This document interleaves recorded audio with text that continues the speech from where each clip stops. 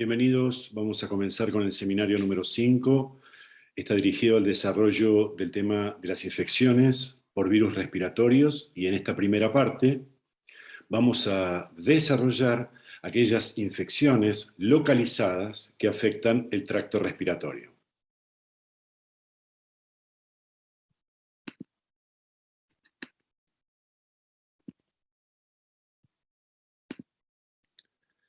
¿Cuáles son los objetivos que perseguimos en este encuentro? Centralmente, la idea es que podamos conocer los principales virus que afectan el tracto respiratorio y podamos entender y aprender cuáles son sus mecanismos de daño. Es claro y pertinente aclarar en este punto que la complejidad y la extensión de este tema necesitan imperiosamente que ustedes suplementen los conocimientos que vamos a compartir en este seminario con la lectura de los capítulos correspondientes al tema que pueden encontrar en la bibliografía recomendada, la cual está citada hacia el final de este seminario. Respecto de cuáles son los objetivos particulares que vamos a ir abordando a lo largo del seminario, será naturalmente el conocer la estructura y cómo se replica cada uno de los virus respiratorios, y también, desde allí, conocer cuáles son las bases mediante las cuales son capaces de producir daño, tanto esto a nivel celular como a nivel del organismo. Ustedes ya han aprendido previamente, tanto en inmunología como en el seminario correspondiente de inmunidad antiviral, las bases de lo que es la respuesta inmunológica frente a las infecciones. En este caso, en particular, vamos a aplicar esos conocimientos dirigidos sobre todo o focalizados a lo que ocurre en la mucosa respiratoria. En íntima vinculación con ello, vamos a poder definir entonces los mecanismos de daño mediados directamente por el virus, como así también aquellos que involucran la participación de la respuesta inmune y desde ya todas aquellas estrategias que los virus respiratorios le esgrimen a la respuesta inmune para poder subvertirla o evadirla. ¿Es relevante el tema en medicina? Sin dudas que sí, definitivamente lo es, y en términos generales algunas de las cifras que conocemos son por demás elocuentes. Las infecciones, sin duda, que son temporalmente agudas de las vías respiratorias y fundamentalmente aquellas que son de tipo localizado, son un problema en la salud pública de los más importantes, pues son una causa de enfermedad y eventualmente, cuando ésta pudiera evolucionar a cuadros graves de mortalidad a nivel mundial, que impacta fundamentalmente en los niños, en las personas adultas mayores y en el grupo de personas que tienen algún tipo de inmunocompromiso. Algunas de las cifras, vean ustedes, aportadas desde la Organización Mundial de la Salud en el año 2017, habla de 4 millones de decesos por año a cuenta de las infecciones del tracto respiratorio inferior con etiología viral. ¿Qué virus son los que están involucrados en estas infecciones? Ustedes pueden advertir claramente que la lista es extensa y a su vez incompleta. Podrán advertir esto cuando aborden la temática desde la bibliografía, que aún, a pesar de lo largo de la lista, faltan algunos agentes mencionarse, pero que ciertamente, y en forma sintética, podemos advertir que están involucrados tanto virus ARN como virus ADN en ellas. Veamos algunos aspectos elementales de lo que hace a la estructura viral y a su replicación con algunos modelos para poder abordarlo.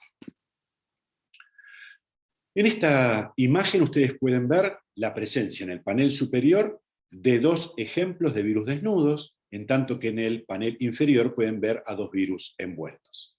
Veamos entonces en el panel superior izquierdo a los rinovirus, con esta cápside claramente de estructura y simetría icosaédrica. Es un virus desnudo. Cada una de las unidades que lo constituyen a esa cápside está a su vez integrada por subunidades de proteínas virales, VP, 1 a 3, distinguidas con los distintos colores, tal como lo muestra el esquema. El genoma de los rinovirus es de tipo ARN lineal, simple cadena con polaridad positiva. A su derecha, los adenovirus, advertimos que también son virus desnudos, pero, a diferencia de los anteriores, tienen genoma de tipo ADN, que es bicatenario y lineal, y se encuentra rodeado por esta cápside de tipo icosaédrica en la que se puede advertir cómo protruyen unas fibras que tendrán, tal como lo veremos posteriormente, un rol central en la replicación para la primera de las etapas, la de la adsorción, el contacto con los receptores celulares. Panel inferior, vemos a la izquierda el ejemplo de los virus influenza, virus envueltos, la envoltura en color amarillo, y están involucrados dentro de los virus influenza, familia Orthomyxoviridae, 4 géneros o tipos distinguidos, que son influenza tipo A, B, C y D, con infección en los humanos y transmisión directamente entre ellos de particular relevancia, influenza de tipo A, y en segunda instancia, influenza de tipo B.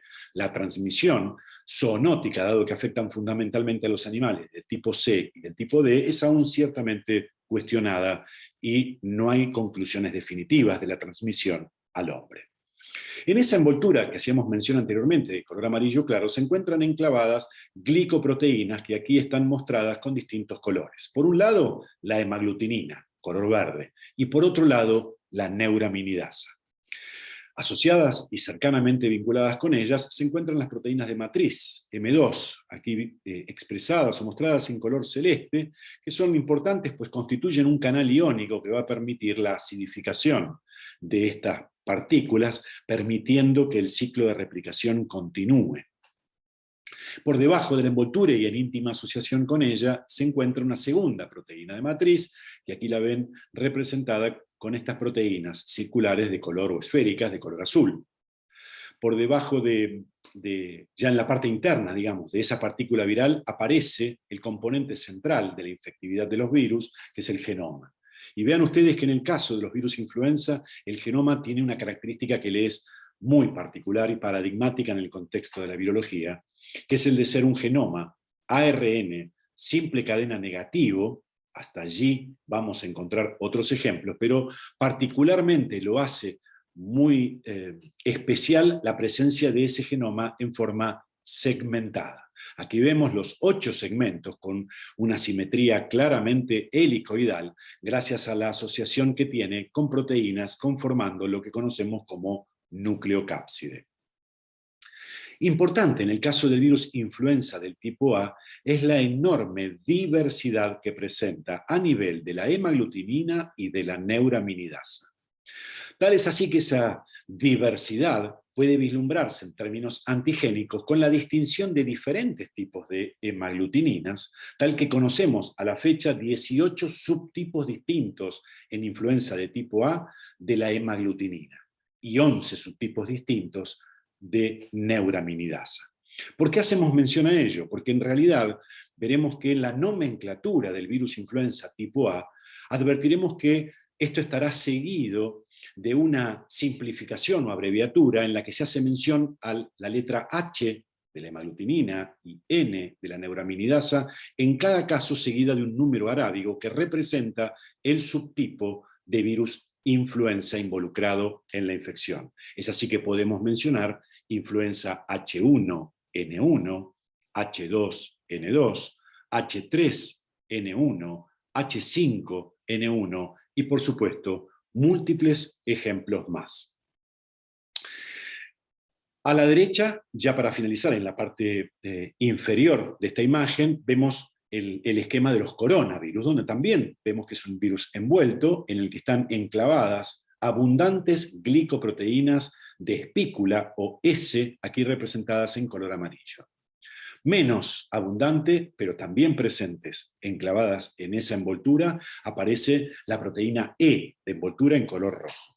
El genoma de los coronavirus, que tiene ciertas particularidades gracias a una extensión que le es única en el caso de los ARN virus, es un ARN simple cadena con polaridad positiva que forma un complejo, y aquí se puede advertir claramente su simetría helicoidal con proteínas de la nucleocápside.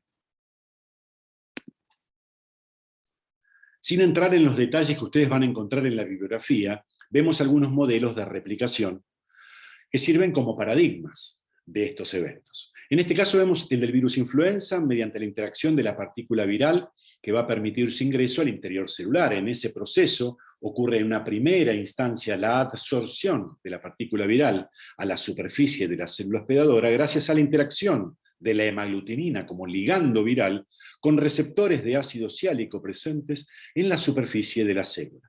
Esa interacción es lo que catapulta el evento inmediato siguiente, que es el de la endocitosis, mediada por los receptores con formación de estas vesículas, que son posteriormente acidificadas, gracias a la participación de esa proteína de matriz que antes mencionábamos, M1, y esa acidificación promueve cambios conformacionales que facilitan el desnudamiento de la partícula viral con la consiguiente liberación de las nucleocápsides. En este punto me detengo solo un segundo para que se pueda advertir claramente que estamos frente a una excepción a la regla que nosotros habíamos aprendido en los seminarios precedentes, donde nos decía que la gran mayoría de los virus RNA se replican en el citoplasma. Sin embargo, acá vemos una de las excepciones, no es la única, pero es una de las excepciones claramente, donde se ve que ese complejo de segmentos de la nucleocápside se dirige al interior del núcleo, donde va a ocurrir en segunda instancia uno de los pasos cruciales, que es la génesis de los RNA mensajeros a partir de cada uno de los segmentos genómicos. Entonces, generados esos ARN mensajeros, deberá ocurrir a nivel citoplasmático, usufructuando la maquinaria celular allí presente, la neosíntesis de proteínas virales. Entre esas proteínas, por supuesto, habrá algunas que tienen efecto citopático directo sobre organelas, por ejemplo, a nivel mitocondrial, promoviendo eventos de muerte, como así también actividades reguladoras que las redirigirán al interior nuclear para participar en la replicación del material genómico, donde, por ejemplo, vemos que allí aparecen las distintas polimerasas virales. Otras proteínas de síntesis un poquito demorada en el tiempo no van a reingresar al núcleo, en tanto serán partícipes necesarias para el ensamblaje con los genomas neosintetizados en el ámbito nuclear que salen al citoplasma, y en ese ensamblaje entre genomas nuevos y proteínas neosintetizadas tendremos la progenie viral que emerge por brotación, evento este que requiere de la crucial participación de la otra glicoproteína que estará expresada en la superficie celular, que es la neuraminidasa. En este caso vemos la replicación del virus respiratorio sincicial, partícipe o integrante de la familia Neumoviridae, pero cuyo ciclo de multiplicación es ciertamente bastante semejante y compatible con varios integrantes de la familia Paramyxoviridae. ¿Qué vemos en este caso? Muchos eventos que están directamente relacionados con lo dicho anteriormente, para el caso del virus influenza, pero donde aquí estamos advirtiendo que el evento de la entrada puede darse no solo por endocitosis, sino también por fusión entre la partícula viral y la envoltura de la partícula viral y la membrana citoplasmática de la célula. Por supuesto que también pueden darse en estos ejemplos mecanismos mediados por endocitosis. Lo interesante es que la decapsidación nos conlleva entonces a la liberación del material genómico, a partir del cual se sucederán los mismos eventos anteriormente mencionados, con la salvedad que en este caso no está involucrada ninguna etapa de participación intranuclear. La neosíntesis de material genómico, la expresión de proteínas virales para su posterior ensamblaje y liberación, insisto, no involucra ninguna etapa nuclear. Hay un punto que aquí está mencionado, y es la participación, por supuesto, del complejo de Golgi y todo el aparato excretor que la célula dispone, que participa desde ya en la glicosilación de proteínas que posteriormente constituirán glicoproteínas de la envoltura. Pero en particular merece mencionarse, en el caso del virus respiratorio sincicial, la posibilidad que tiene este virus, desde la célula infectada, de liberar glicoproteínas de la envoltura en forma soluble al medio extracelular. Este evento tiene, como veremos hacia el final, algunas connotaciones importantes en lo que hace a la evasión a la respuesta inmune. Los adenovirus son un ejemplo de virus desnudo con genoma ADN, tal como lo mencionábamos anteriormente. El evento inicial, por supuesto, que tiene que ver con la replicación, es la interacción entre el ligando viral presente en la fibra, que protruye de la cápside icosaédrica, con los receptores, y lo digo en plural, presentes en la superficie celular. Me permito solamente una aclaración en tal sentido, porque los adenovirus, si bien infectan, por supuesto, el tracto respiratorio, también pueden hacerlo a nivel del tracto entérico, a nivel urinario y a nivel conjuntival. De modo tal entonces que no tendremos un único receptor para los adenovirus, sino habrá distintos receptores celulares que definirán el tropismo de los mismos. La endocitosis mediada por receptores, la acidificación de la vesícula endocítica que facilita el cambio conformacional para que haya decapsidación o alteración de esa cápside, de modo tal de permitir, entonces, bajo esta forma alterada, la interacción de la cápside viral con proteínas del esqueleto celular que facilitan la llegada de esta cápside hasta el poro del núcleo celular. Allí será liberado el material genómico y se sucederán eventos de transcripción en la que hay diferenciación temporal para la expresión. Estamos diciendo entonces que ese ADN genómico de los adenovirus dará origen a la génesis de distintos ARN mensajeros generados en el ámbito intranuclear temporalmente distinguibles. Así hay algunos que son tempranos y otros que son tardíos. Aquellos que son tempranos van a dar origen a la síntesis de proteínas a nivel citoplasmático que van a participar en la replicación del material genómico, reingresando al núcleo para llevarlo adelante. Posteriormente a ello, habrá transcripción de genes tardíos que, expresados a nivel citoplasmático, darán origen a proteínas estructurales, sintetizadas, neosintetizadas más tardíamente. Estas proteínas estructurales reingresan al núcleo para promover el ensamblaje con los genomas hijos neosintetizados nuevos para dar origen a nuevas partículas virales que desde el núcleo emergerán y serán liberadas por lisis celular. Gran ejemplo paradigmático de lisis celular son los adenovirus, en la que están involucrados distintos procesos autofágicos y de lisis involucrando diferentes caspasas. Vamos a abordar entonces aspectos relacionados con la patogénesis de estos agentes. En principio, como ya habíamos mencionado en nuestros objetivos, lo abordamos desde el punto de vista organismo, y lo que estamos viendo en forma bien macro es por dónde ingresan y por dónde salen la mayoría, aclaramos que no son todos, los virus respiratorios. Fundamentalmente es, y valga la redundancia, por esta vía, por la vía respiratoria, lo cual los define como tales, ¿sí? Porque ingresan por esa vía.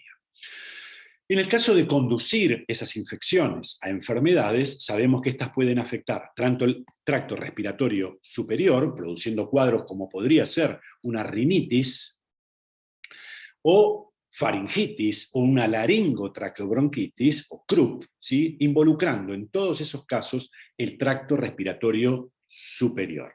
Sin embargo, bajo determinadas circunstancias y con componentes que son aportados tanto por el virus como por el hospedador, puede haber progresión desde esa infección en el tracto respiratorio superior al tracto respiratorio inferior.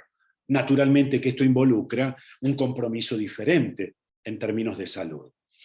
¿Qué puede facilitar, por ejemplo, que la infección desde el tracto respiratorio superior llegue al inferior? La virulencia intrínseca de la gente, ¿sí? Por ejemplo, por mencionarles uno de ellos, hace un ratito mencioné el virus influenza A H5N1. Esa hemaglutinina 5, ¿sí? Que tiene un origen claramente aviar, tiene una particular predilección, afinidad por un isotipo de ácido ciálico que está muy expresado en el tracto respiratorio inferior. Consecuencia, las infecciones por esa cepa de influenza tipo A, H5N1, tienen una virulencia intrínseca que los conduce con mayor facilidad al tracto respiratorio inferior. Por supuesto que habrá factores inherentes al hospedador, como puede ser su edad, las comorbilidades y desde ya la competencia inmunológica, como así también la posibilidad de que coexistan otras infecciones que de alguna manera estén facilitando la posibilidad del acceso al tracto respiratorio inferior. La llegada al árbol inferior produciendo bronquiolitis, bronquitis o neumonía puede darse por distintas vías. La infección directa de las células pulmonares podría ser el primero de los mecanismos, y un ejemplo claro es el que mencioné anteriormente del virus influenza. También se puede dar la diseminación por contigüidad entre célula y célula desde el tracto alto. Esto, un ejemplo claro, lo constituyen los coronavirus. Y por último, se puede dar la diseminación a través del torrente circulatorio, y esto es lo que puede ocurrir por el citomegalovirus.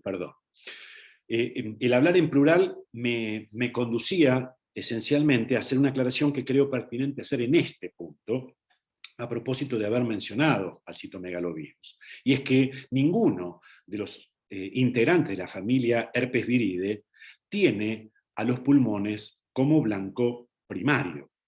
Una aclaración importante a tener en consideración. Sin embargo, varios de ellos pueden producir neumonías intersticiales, neumonía o un síndrome de dificultad respiratorio agudo, pero bajo determinadas circunstancias particulares.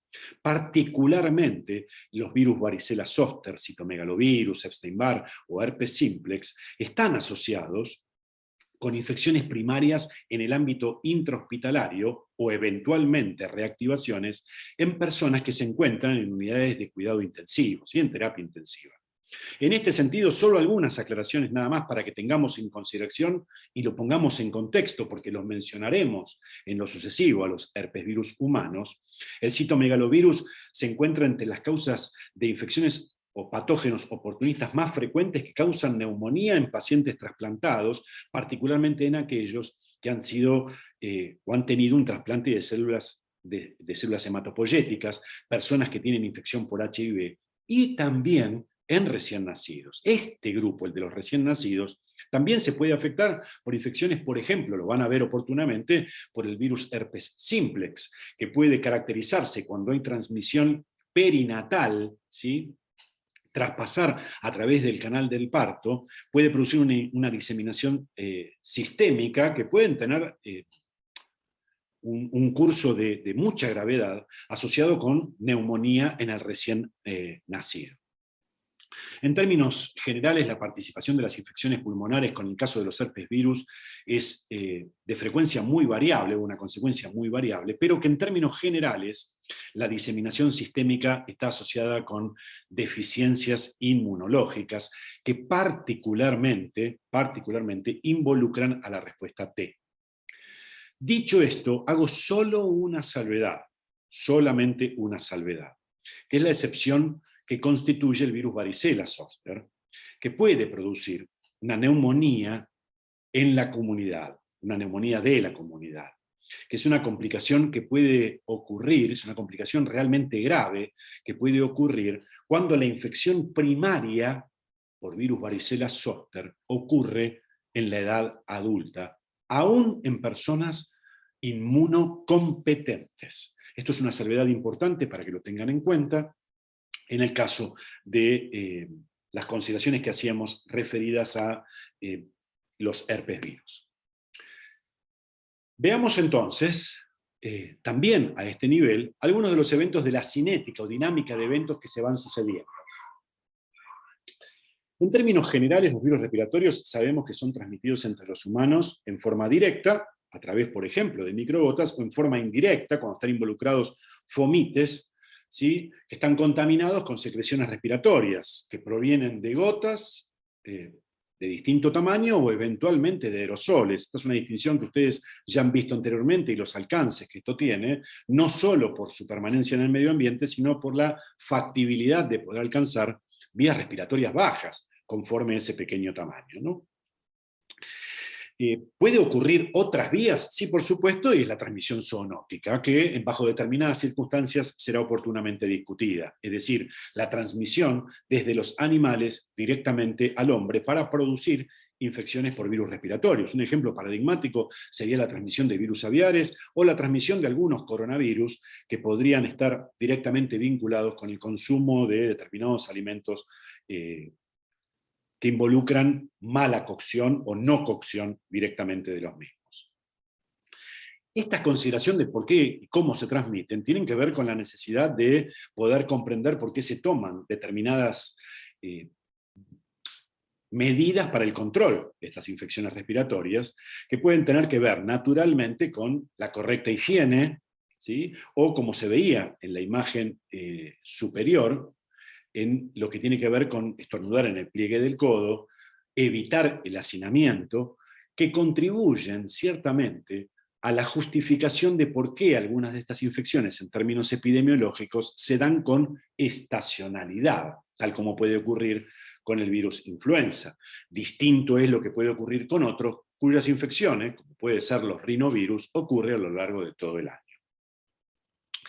Es claro que tras hacer su ingreso, y lo vemos ciertamente que pueden hacerlo a través de los ojos, de la nariz o de la mucosa oral, los virus respiratorios van a replicar en las células epiteliales a nivel nasofaríngeo o también, por supuesto, en el epitelio respiratorio inferior, tal como lo mencionábamos anteriormente, ¿no?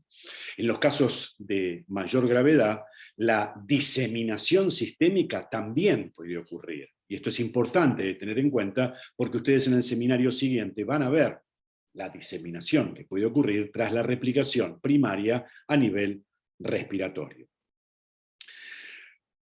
La inhalación de los aerosoles, como por ejemplo del virus influenza, puede conducir directamente, ya lo dijimos con el caso H5N1, en el tracto respiratorio inferior, en tanto que, por supuesto, las infecciones, cuando las gotas transmitidas son de mayor tamaño, se circunscriben al árbol respiratorio superior. Entre los virus respiratorios, la forma en la cual se producen las infecciones no es uniforme en todos los casos, tal que, por ejemplo, la infección a nivel epitelial por los rinovirus suele darse en forma de parches, ¿sí? Se distribuyen en grupos celulares y no abarcan a gran parte de la mucosa, en contraste con lo que ocurre con otras infecciones virales, como tal es el caso del virus influenza, paramyxovirus o los adenovirus, que tienen o involucran fuerte componente inflamatorio y se diseminan localmente a lo largo de una vasta extensión del epitelio de esa mucosa. Es claro, naturalmente, que ustedes ya saben que una vez que hacen su ingreso, sobreviene la participación de la respuesta inmune innata, donde distintos receptores de reconocimiento de patrones van a contribuir a la detección de estructuras virales dentro de las células infectadas, por ejemplo, los receptores TOL, ¿sí? Que son los que desde allí desinhibirán la producción de interferones de tipo 1, con lo cual ya se plantea a este nivel claramente la presencia de un impedimento que la respuesta inmune le está planteando a la infección viral para que no progrese. Consecuencia, esto ya en sí mismo, más allá de las barreras naturales, está constituyendo un escollo que el virus tendría que poder superar. Para eso, ya por ejemplo, pueden empezar a aparecer estrategias de evasión a la respuesta inmune, como puede ocurrir en el caso del virus influenza, donde una de sus proteínas no estructurales, la proteína no estructural 1, NS1, es capaz de unirse al RNA viral para tratar de evitar, de enmascararlo y que no sea reconocido por los receptores TOL, de modo tal de disminuir la producción de citoquinas, como los interferones con acción antiviral. Muy bien, entonces es importante tener en consideración que a partir de esos eventos, los virus respiratorios causan también un aumento de la permeabilidad vascular porque están involucradas aminas vasoactivas y la secreción de distintas glándulas que están sometidas a la influencia de distintos reflejos colinérgicos y de neuropéptidos, de modo tal que allí ya comenzamos entonces con una gran mezcla heterogénea de componentes que involucran también distintas citoquinas y quimiosinas que van a estar implicadas en la inflamación inducida desde la infección viral. De modo tal que las células de la respuesta inmune inflamatoria podrían, si bien circunscribir, también pueden agravar los eventos por liberación de más mediadores que aumentan esta respuesta. La respuesta inmune humoral, naturalmente que, si bien nosotros no la estamos, en este caso, demarcando, ustedes saben que está ocurriendo y está activada frente a una infección viral respiratoria con producción, por ejemplo, de anticuerpos que pueden ser dirigidos contra un serotipo particular de virus. De modo tal entonces que esa respuesta, por supuesto que va a tener distintos matices conforme la edad de la persona infectada, si tuvo infecciones previas, si tuvo vacunación previa y el agente, por supuesto, dispone de tal inmunoprofilaxis activa, con lo cual, entonces, lo que siga en la película que nosotros estamos viendo podrá llevar a distintos desenlaces. Por un lado, estamos viendo que la recuperación de las infecciones y de la enfermedad viral respiratoria es usualmente alcanzada antes de que se puedan detectar esos anticuerpos, de modo tal que esto está demostrando claramente que tanto la respuesta inmune innata como la respuesta celular adaptativa son grandes protagonistas responsables de la erradicación viral en este punto. Sin embargo, es importante también tener en cuenta que esa respuesta inmune humoral mediada por anticuerpos, que son capaces de ofrecer protección frente a infecciones secundarias, podrían, bajo determinadas circunstancias, no ser tan protectivas. ¿Por qué? Y porque ¿qué puede pasar con los anticuerpos neutralizantes? El efecto podría no ser de larga duración, algo que puede ocurrir, por ejemplo, en el caso de las infecciones por metaneumovirus. ¿Sí? Los anticuerpos no duran demasiado tiempo. Puede ser que el virus tenga una enorme variabilidad que le permita evadir la respuesta inmune gracias a la generación de mutantes o variantes de escape, algo que claramente está representado, por ejemplo, por el virus influenza, entre otros, como así también la presencia en los virus de una enorme variabilidad, tal como puede ocurrir en el caso de los rinovirus, con gran variabilidad y diversidad. Pensemos que los rinovirus tienen más de un centenar de distintos serotipos, y la respuesta inmune generada con anticuerpos es serotipo específica y no da reacción cruzada, es decir, la enfermedad generada o producida por un serotipo no deja una inmunidad que permita proteger contra infecciones posteriores por un serotipo diferente. Vale hacer la aclaración que hay un componente que aquí está mencionado, que los virus respiratorios no solamente van a inducir una reacción inflamatoria local a nivel de las células epiteliales de esa mucosa, sino que también pueden actuar a distancia a través de las rutas neuronales. De modo tal que distintas rutas, distintas fuentes, parasimpática, simpática, noradrenérgica, no colinérgica, etc., pueden en el árbol respiratorio verse afectadas por las infecciones virales, planteando o sugiriendo que puede haber claramente una interacción neuroinmune que puede contribuir a una enfermedad en las vías aéreas claramente reactiva frente a la infección viral.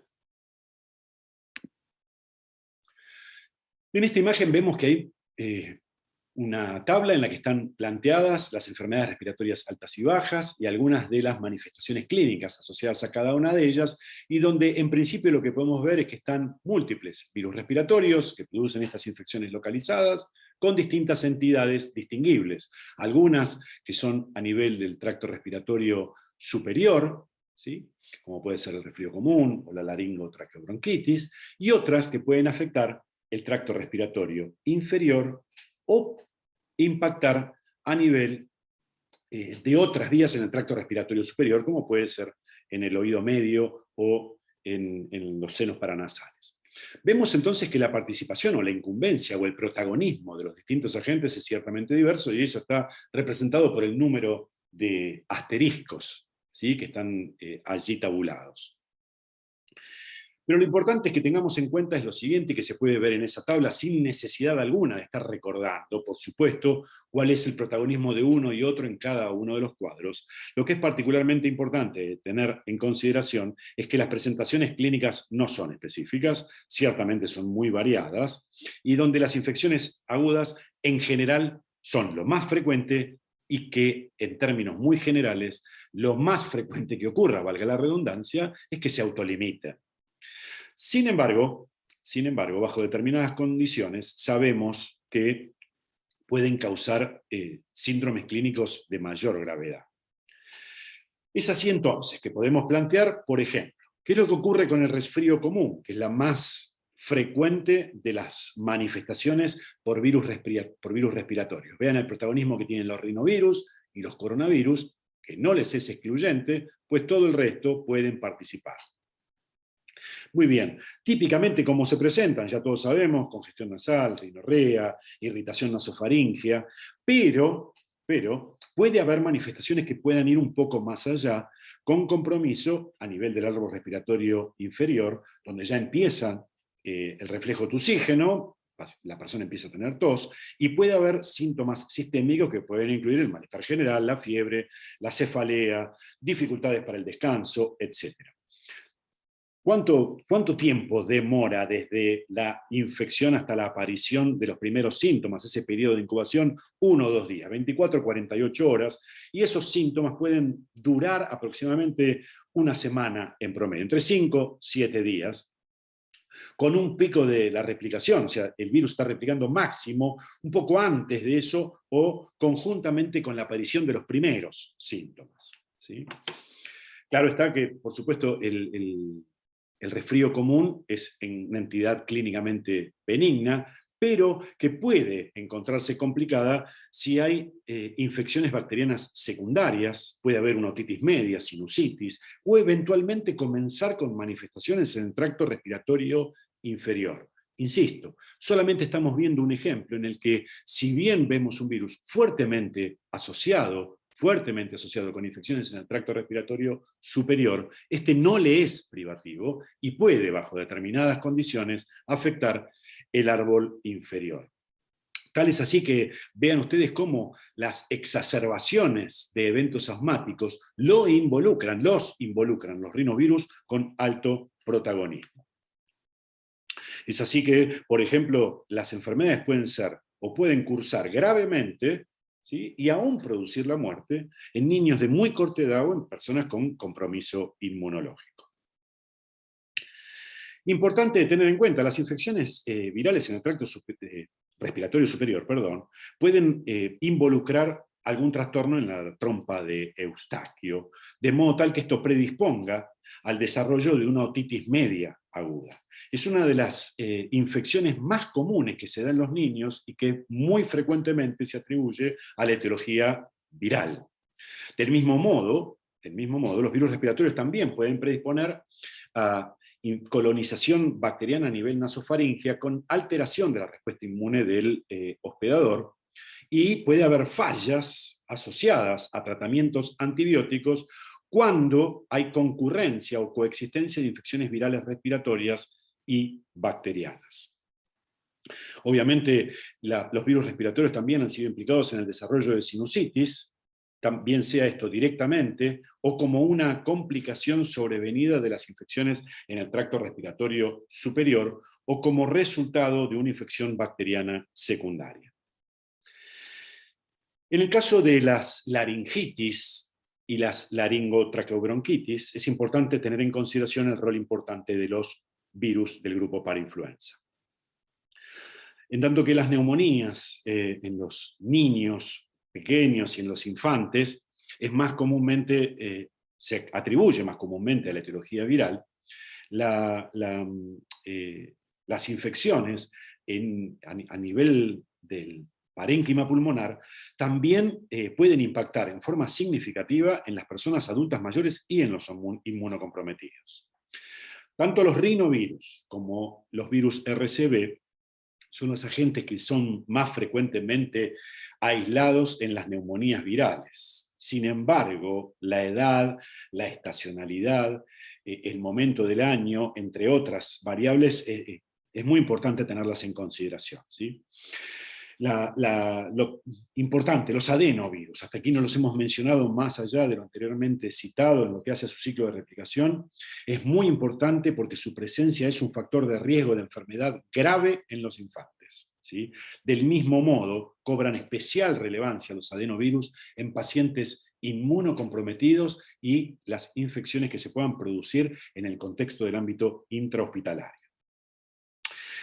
El virus influenza ocurre dando episodios anualmente en los eventos que se dan en el otoño tardío y durante el invierno, y eventualmente como eventos epidémicos, y por supuesto las ya muy conocidas por todos ustedes, pandemias que se han producido a lo largo de la historia aproximadamente entre 10 y 40 años, que terminan resultando en una enorme tasa de morbilidad y de mortalidad, particularmente en los niños de muy corta edad, en los ancianos y en los pacientes inmunocomprometidos. Las infecciones con los influenza de tipo B o de tipo C son en general, se presentan en general con cuadros que son más leves, ¿sí? Respecto de los producidos por influenza de tipo A.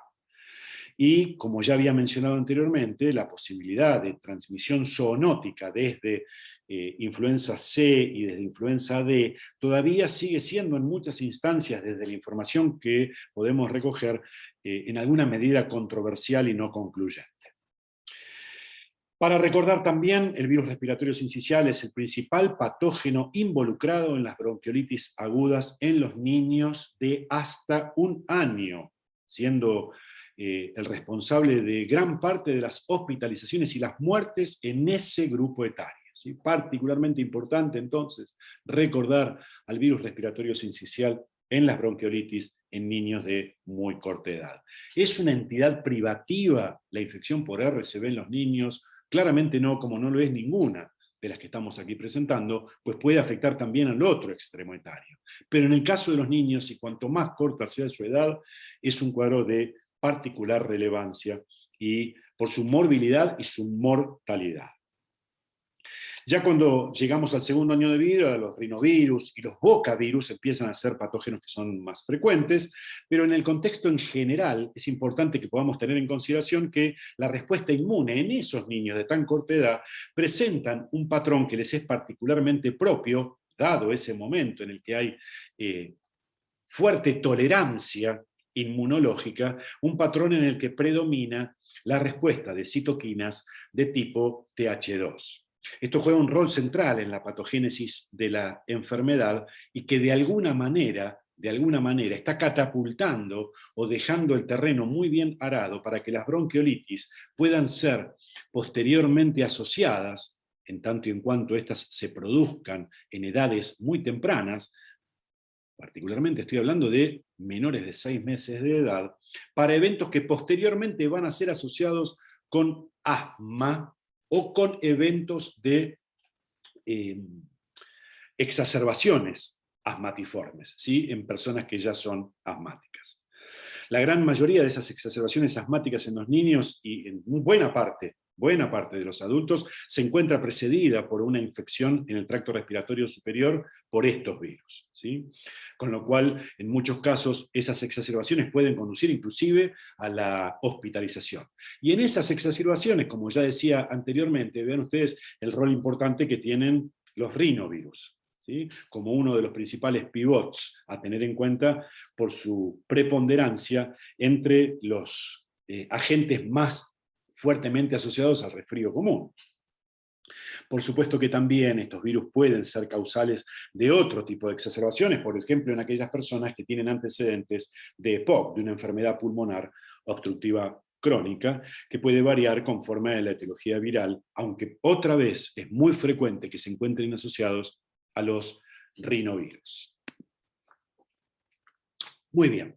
Cambiamos entonces ahora a tener en cuenta qué es cómo ocurren los mecanismos de daño, pero ahora lo vemos a nivel celular. Esta imagen está dividida en la parte A superior y en la parte B inferior. La parte superior está dirigida fundamentalmente a que podamos distinguir cuáles son los distintos blancos de infección viral.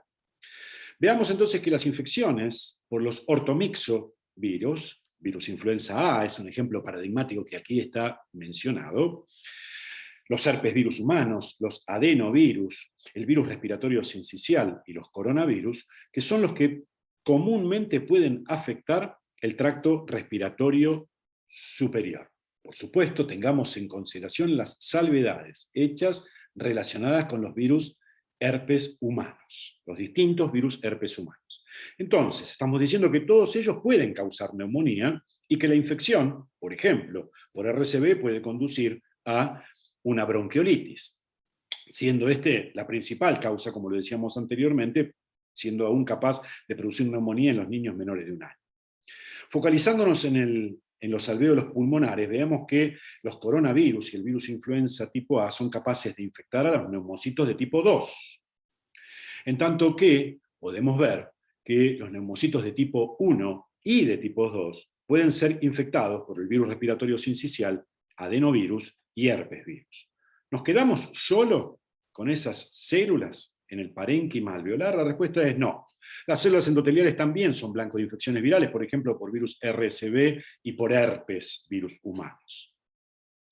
Claro está que frente a este panorama la respuesta inmune no se queda quieta e involucra la participación de distintos tipos celulares de la respuesta inmune que van a ser reclutados en el sitio de la infección, como pueden ser los macrófagos, los neutrófilos, las células T, NK, B y células presentadoras de antígeno, algunas de las cuales pueden ser infectadas por los adenovirus, los corona, virus influenza A y por el virus o por los virus herpes humanos. ¿Qué es lo que ocurre sobre estas células en manos de cada uno de estos virus?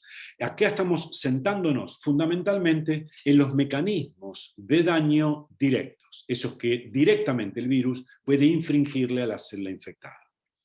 Ya nosotros dijimos hace unas diapositivas un poquito más atrás que el ejemplo paradigmático tras la infección, que pueden alterar la homeostasis en forma directa y producir la lisis celular, lo constituyen los adenovirus. Los que también, además de poder producir ese efecto citopático, son capaces de producir otros efectos citopáticos, como iremos viendo. Ahora bien,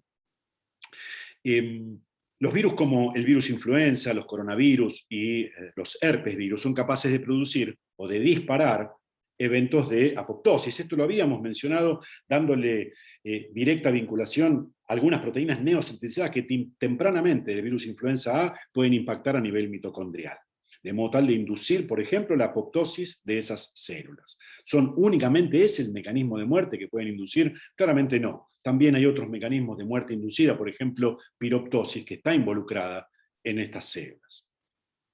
La formación de cuerpos de inclusión que pueden aparecer en las células infectadas pueden darse tanto como consecuencia de la infección por los adenovirus, por el virus respiratorio sincicial o por los herpesvirus, como así también la formación de masas gigantes multinucleadas o sincicios que podrían ser una consecuencia de las infecciones, honrando su nombre, del virus respiratorio sincicial, además de los coronavirus y los herpesvirus. Claro está que estas masas multinucleadas constituyen, en principio, un mecanismo alternativo de transmisión de infección célula a célula, sin liberación de progenie, pero además constituyen en sí mismo un mecanismo que conduce a la muerte, pues la sobrevida de los sincicios en términos relativos es ciertamente corta.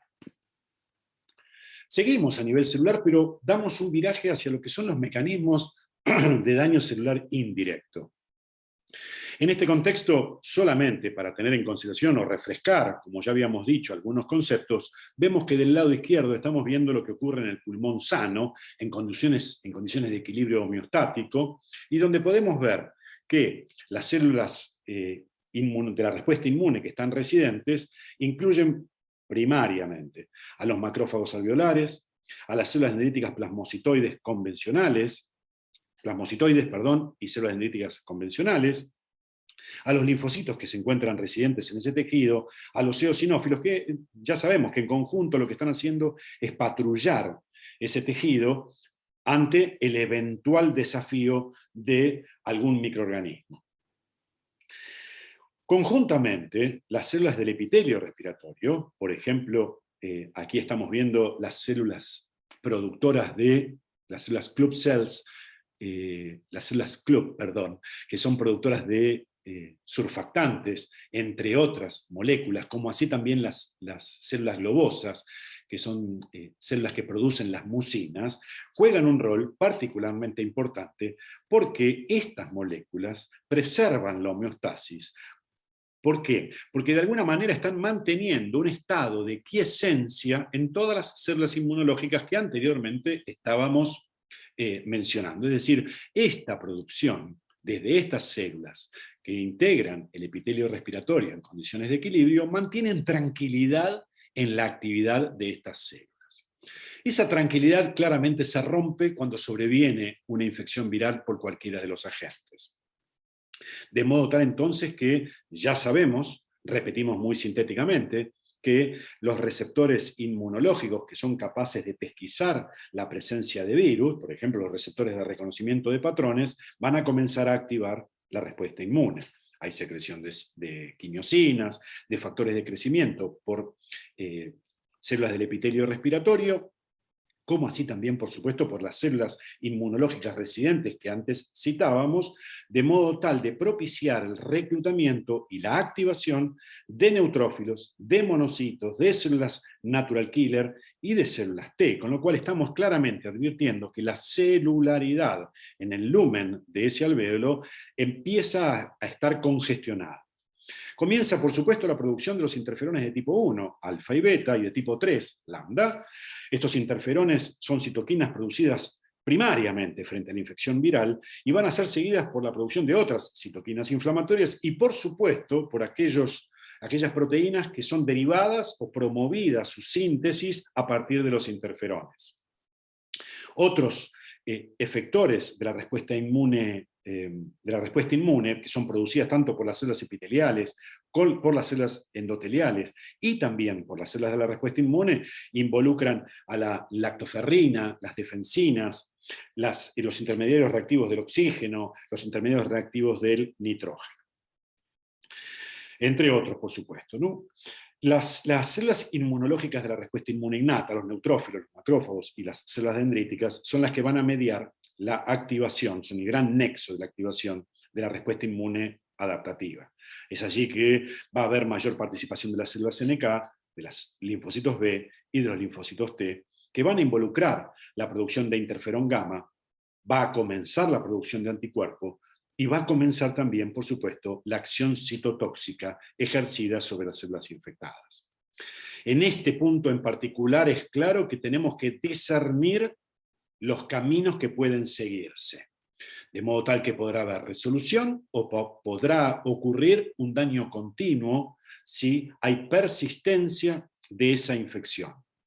Tal es así que si hay persistencia de la infección, habrá acompañamiento de alguna manera de esa respuesta inmune antiviral, que con frecuencia va a conducir al daño en el parénquima pulmonar y con complicaciones secundarias que pueden tener que ver con inflamación sistémica, porque por supuesto puede haber desregulación de la respuesta inmune a ese nivel, como así también infecciones bacterianas o fúngicas que puedan ser propiciadas.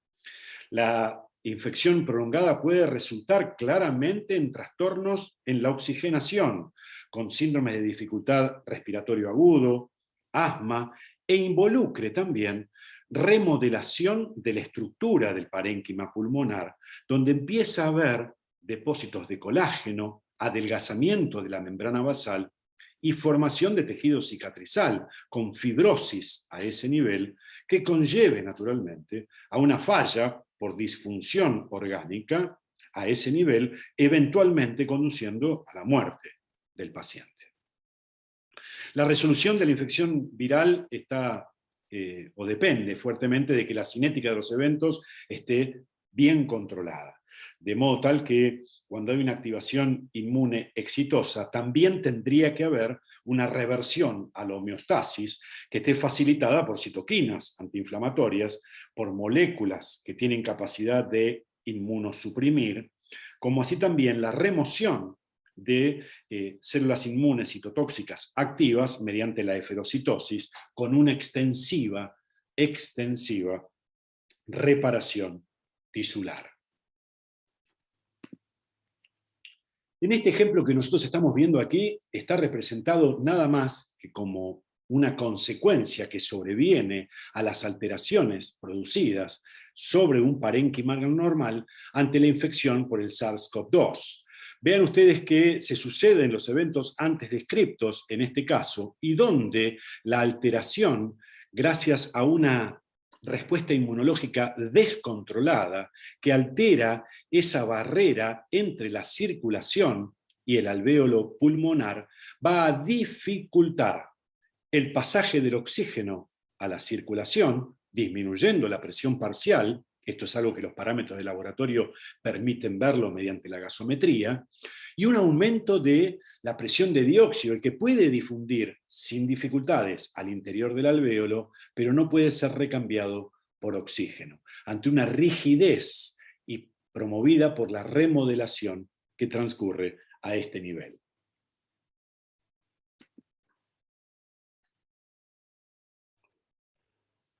Nos paramos ahora en algunos mecanismos que son pilares en lo que hace a cómo los virus respiratorios pueden evadir la respuesta inmunológica. Esto ha sido extensamente tratado anteriormente y es importante que comprendamos que muchos de los agentes virales involucran a virus cuyo genoma es de tipo ARN. Consecuencia, su replicación involucra estas ARN polimerasas, ARN dependientes, que carecen de la lectura de prueba y por tanto, cuando ocurre un error durante la replicación del material genómico, no puede ser corregido. Una excepción particular lo constituyen los coronavirus, siendo ARN virus que tienen una polimerasa con capacidad de exonucleasa, es decir, con capacidad de hacer este proofreading o lectura de prueba. En general, los ARN virus no pueden corregir el error y en consecuencia la mutación incluida por error en esa progenie va a quedar fijada y puede conducir a un cambio aminoacídico que se traduzca en una mutación que eventualmente pueda conducir a una variante de escape con capacidad de burlar la respuesta inmunohumoral instaurada en ese hospedador. En el caso del virus influenza es muy importante la consideración de aquella característica que le es propia de un genoma segmentado. ¿Por qué decimos esto? Veamos en principio que aquí estamos haciendo, desde el punto de vista de su nomenclatura y con el ejemplo del virus influenza, a la mención de dos tipos de cambios antigénicos de diferente magnitud conforme cuánto de su genoma está involucrado en ese cambio.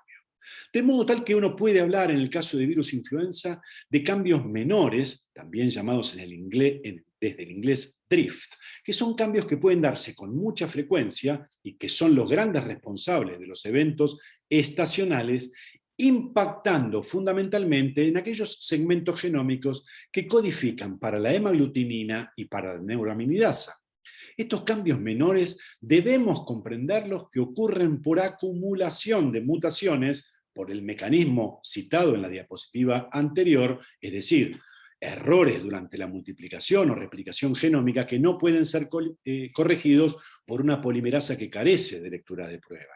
De modo tal entonces que esos cambios menores son, insisto, los grandes responsables de los eventos estacionales, aquellos que pueden darse de un año a otro con variantes dentro de una cepa de virus influenza en particular. Ahora bien, la presencia de un genoma de tipo segmentado, ustedes han visto que como mecanismo de variabilidad puede dar sustento a cambios mayores, es decir, a grandes cambios antigénicos que ahora involucran la mezcla de segmentos genómicos de dos orígenes diferentes en un hospedador capaz de recibirlos. Aquí lo tenemos con este hospedador, el ganado porcino, que es capaz de recibir virus influenza de origen aviar y virus influenza de origen humano. De modo tal entonces que la multiplicación de virus influenza desde esos dos orígenes en células de este hospedador podrán dar origen por reasociación de segmentos genómicos a una nueva cepa que albergue un gran cambio antigénico, por eso su nomenclatura como cambio mayor o shift antigénico, que eventualmente podría tener potencial pandémico. Esto es de particular relevancia porque nosotros estamos viendo cómo la participación de hospedadores no humanos no solamente constituyen una barrera muy importante a tener en cuenta en lo que hace a la preservación, las dificultades para la erradicación de una infección viral, sino que además son fuente de generación permanente de nuevas variantes que podrían acecharnos y que pueden tener potencial pandémico. Para ir terminando, vemos el ejemplo de evasión en el caso del virus respiratorio sincicial, donde por supuesto, nuevamente, siendo un virus RNA, tenemos la presencia o la posibilidad de que se generen mutaciones. Sin embargo, acá estamos haciendo mención a otros eventos. Y vean ustedes cómo claramente aquí puede verse que en la glicoproteína G puede haber variantes en su presencia que permiten evadir aquellos anticuerpos con capacidad neutralizante. En tanto, esta glicoproteína G es una de las grandes responsables de la absorción de este virus a la superficie celular. De modo tal entonces que la presencia de anticuerpos neutralizantes no garantiza la protección con infecciones sucesivas. Del mismo modo, algunas proteínas no estructurales de este virus respiratorio sincicial son capaces de suprimir o de revertir la acción antiviral a partir de algunos mecanismos antivirales disparados por los interferones. De modo alguno vamos a restringir esta capacidad al virus respiratorio sincicial. Definitivamente están ustedes invitados, entre comillas, a profundizar esta temática desde la bibliografía, pues los mecanismos de evasión a la respuesta inmune, que si bien serán tratados en un seminario, están extensamente contemplados en la bibliografía, y podrán ver que son muchos los ejemplos mediante los cuales los virus respiratorios pueden escaparse a los mecanismos efectores interferón mediados. Por último, algo que habíamos visto en el ciclo de replicación del virus respiratorio sincicial, vean cómo la secreción desde una célula infectada de la glicoproteína G puede actuar como un distractor de anticuerpos neutralizantes, ¿sí? Algo así como estar tirando papel picado al medio para que la respuesta inmune vaya tras esa glicoproteína, permitiéndole a las partículas virales alcanzar el cometido o el blanco de interactuar con la célula hospedadora, como así también la posibilidad de antagonizar los receptores de tipo TOL. Mecanismo este que, insisto, al igual que el anterior del interferón, no le resulta privativo al virus respiratorio sincicial. Este constituye solamente un modelo que alberga distintas estrategias de evasión. Como ya he mencionado anteriormente, les impulso la necesidad de contemplar la bibliografía que está recomendada para profundizar todos los conceptos que hemos discutido a lo largo de este seminario. Por supuesto, para todos aquellos que tengan especial interés en profundizar, hay lecturas de consulta que quien les habla tiene disponible y que escribiéndome a mi correo electrónico desde ya puedo hacérselo llegar. Agradezco a todos su atención y ante cualquier duda estoy a disposición a través del correo electrónico o de los foros diseñados para tal efecto. Que estén ustedes muy bien y muchas gracias.